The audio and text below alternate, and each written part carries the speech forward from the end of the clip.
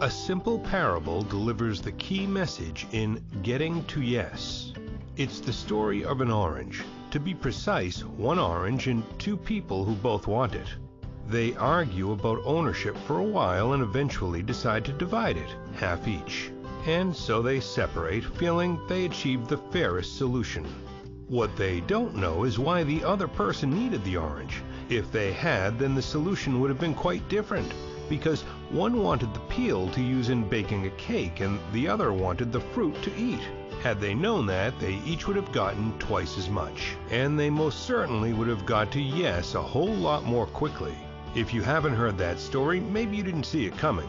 That's because in negotiations we focus on our positions, as in I want the orange, rather than the underlying interests that drive those positions, as in I want to bake an orange cake.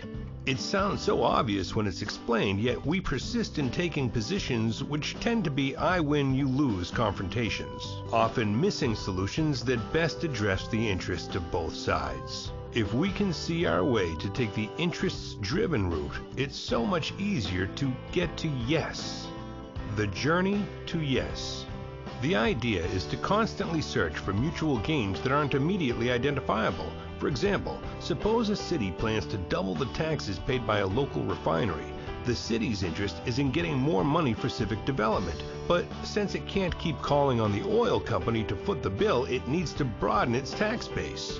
The oil firm, on the other hand, wants to expand, and getting a plastics plant to move close by would help with their plans. But the plastics manufacturers would almost certainly be put off by the prospect of high taxes.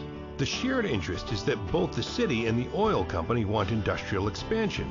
Solutions might include a tax holiday for incoming businesses, a joint campaign to attract new investment, or a reduction in taxes for companies that expand their local activities. On the other hand, failure to identify these common interests could result in soured relationships where everyone loses. The company could slow production due to rising costs, and the city's citizens could lose jobs, creating more strain on the city's already tight resources. 3 points about shared interests are worth remembering. First, many shared interests are often concealed or never uncovered in negotiation. You have to work hard to identify them. Second, there are only opportunities if you find a way of turning them into a shared goal. And third, focusing on them can make negotiations smoother and friendlier. Even differing interests may offer opportunities. Think of that orange story we began with. The interests of the two people were quite different, but could have been dovetailed together to provide a neat solution.